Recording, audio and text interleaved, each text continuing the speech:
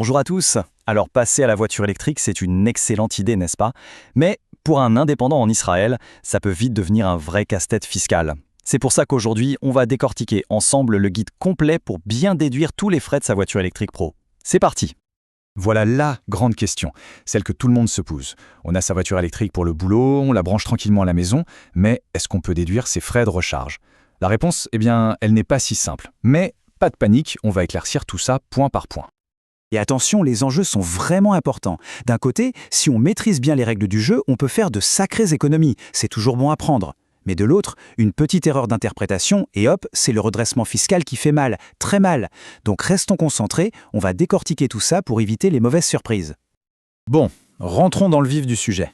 Il faut d'abord comprendre un principe de base, la règle d'or de la fiscalité israélienne. Ça s'appelle Hotza'a beyetzur hachnasa. En gros, ça veut dire quoi? Eh bien, une dépense est déductible seulement si elle sert à générer du revenu pour l'entreprise. C'est vraiment la clé de voûte de tout le système. Là où ça se complique un peu, c'est que chaque dépense, absolument chaque dépense, doit être vue à travers deux paires de lunettes fiscales différentes. Et chacune a sa propre logique, ses propres règles. C'est ce double prisme qu'on va explorer maintenant. Alors, ces deux paires de lunettes, quelles sont-elles? C'est super important de bien saisir la différence. D'un côté, on a la TVA, le MAAM comme on dit ici. C'est une taxe sur ce qu'on consomme et la bonne nouvelle, c'est qu'on peut en récupérer une partie. De l'autre côté, il y a l'impôt sur le revenu, le Mas Hashnasa. Là, le but est différent. Les dépenses servent à réduire le bénéfice sur lequel on est imposé. Deux mécanismes, deux logiques et donc deux manières de faire les choses. Allez, on attaque le premier système, la TVA, le fameux MAIM. La question est simple en apparence. Comment est-ce qu'on fait pour récupérer la TVA qu'on a payée sur l'installation de la borne de recharge et sur l'électricité qu'elle consomme? Alors, pour l'installation de la borne, c'est assez direct.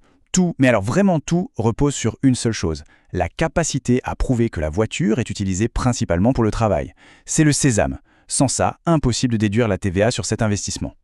Et voici le chiffre à retenir, 2/3. Une fois qu'on a bien prouvé que l'usage est majoritairement pro, le fisc autorise à déduire les 2/3 de la TVA sur la facture d'installation. Pourquoi 2/3? C'est simplement la règle standard pour les biens qui ont un usage à la fois pro et perso. Ok, pour la borne, c'est clair.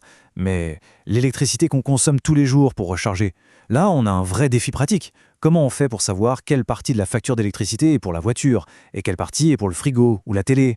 C'est le vrai casse-tête. Heureusement, il y a une solution. La solution même. Celle que tous les experts recommandent, installer un monnaie nifrad.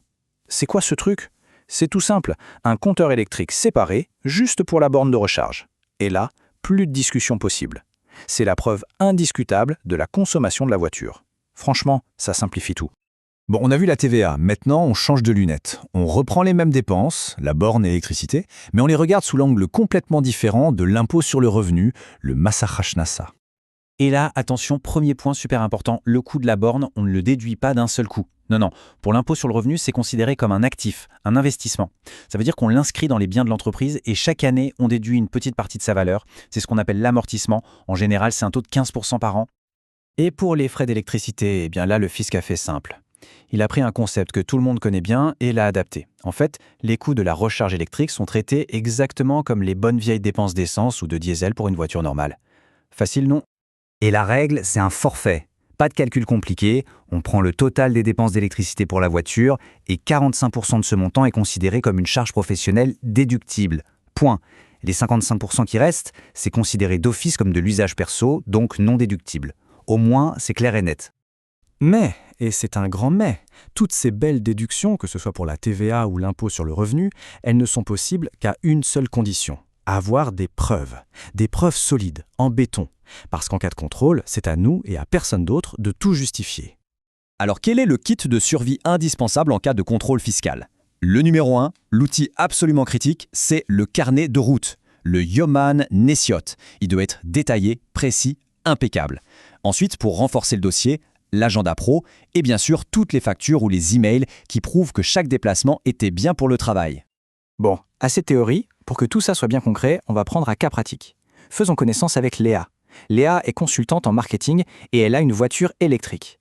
Voyons un peu comment toutes ces règles et tous ces pourcentages s'appliquent dans sa vie de tous les jours. Et là, regardez, les chiffres parlent d'eux-mêmes, c'est fascinant. Pour exactement les mêmes dépenses, Léa va déduire des montants totalement différents selon les deux systèmes.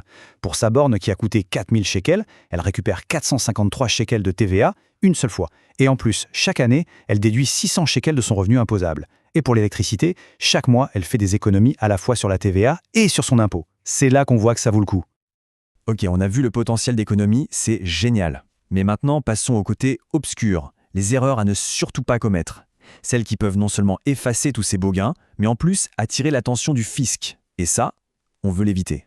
Voici donc les red flags, les signaux d'alarme pour les contrôleurs. Premier faux pas, essayer de déduire 100% des frais d'une borne installée à la maison. C'est un non catégorique. Deuxième erreur, ne pas avoir de compteur séparé ou de carnet de route. Là, le dossier devient très fragile.